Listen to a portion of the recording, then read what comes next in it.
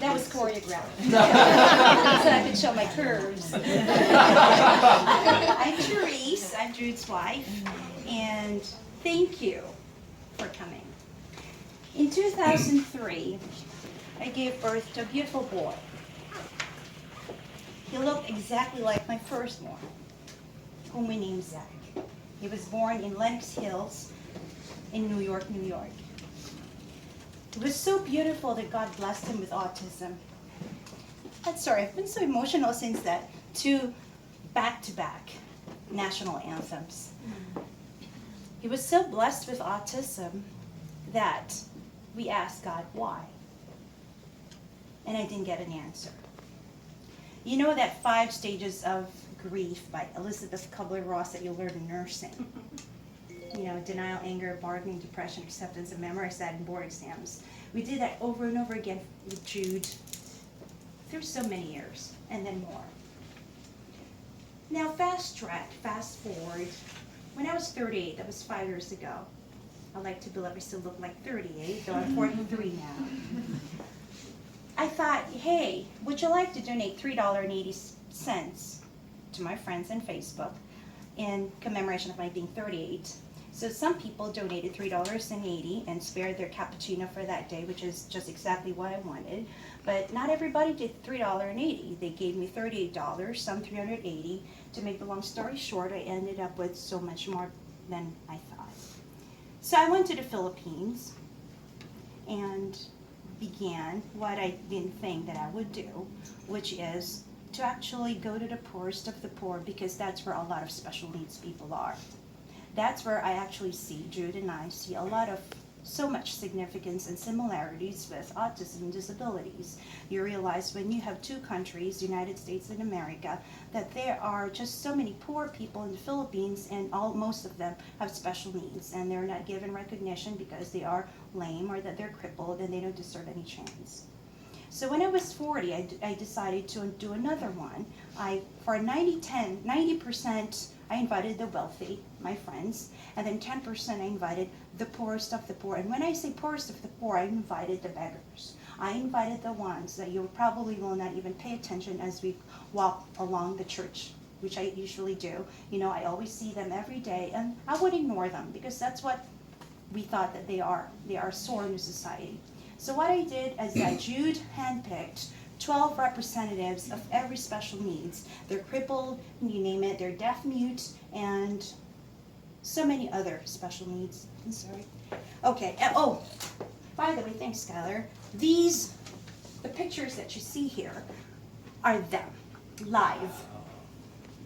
3 years ago when I was 40, in a big feast of 350 guests. So 350, I would say 300 something-ish are the wealthy, and these were my guests of honor. They're situated in a red carpet. Now after the party, they said, Therese, we are in tears because we've never attended a birthday celebration where you recognized not only the poor, but the poorest of the poor. And they are so poor they didn't have clothes to bring to the party, so we had to dress them up. And some of them had neurofibromatosis, which I realized, Jude said, they're not contagious, but they have these tumors on the skin, so they're just beggars. So yeah, that's 40. When I was 41, we flew to Tacloban, which is in the southern part of the Philippines, because Typhoon Haiyan decides to destroy over 6,000 people in the southern part of the Philippines, so we flew there.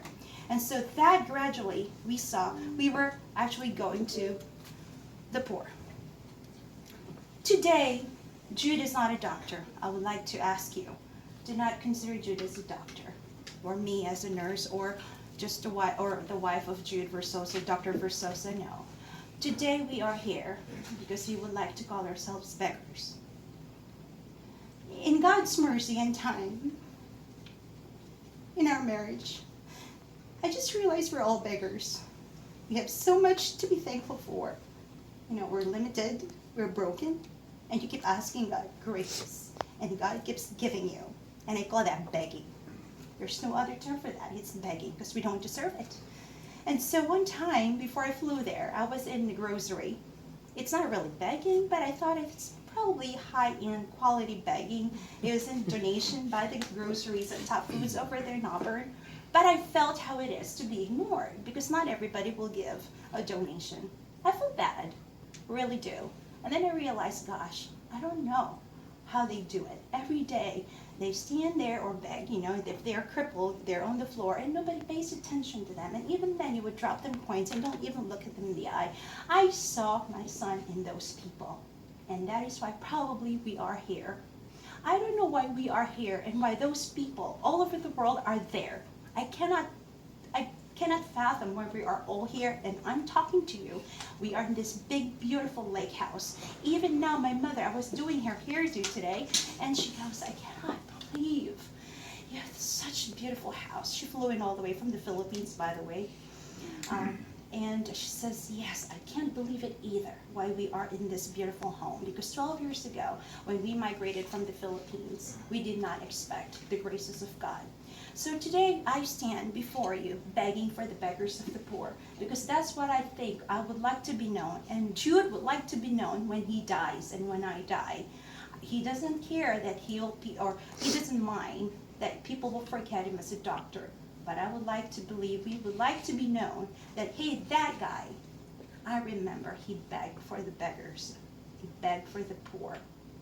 And hopefully, if people will remember us, each one of us, that we were beggars for the poor, my gosh, I believe we're going to reach the gates of heaven in splendor. So, without further words, I would like to say thank you on behalf of the poor whom we are going to witness, and Project Katutubo, which I believe you've seen the invitation. It means indigenous or aboriginals. I thank you. And I thank God He did not make me a nurse or an administrator with a nurse administrator I thought I would be. I thought, just like Jude's career was soaring, I thought I wanted that. But no, when God does this to you, excuse me, Therese, that's not what I want you to be. Your best patient is not found in the hospitals. Your best patient is your son, Zach. Which word is he there? And when Zach's autism was healing, slowly recovering, he says, I will tell you the answer. So I'll take you back to to the first part of the speech when I said, I asked God why, and I did not get an answer. And all those events I have done, Jude and I have flown to the Philippines, and today I see the answer. And the answer is why we are here, I see it. And that's all because God wanted us to reach out to the poor. And that is, to me, the answer. Thank you for being part of that answer on behalf of the poor. God bless you for your generous hearts. And welcome to Project Katutubo.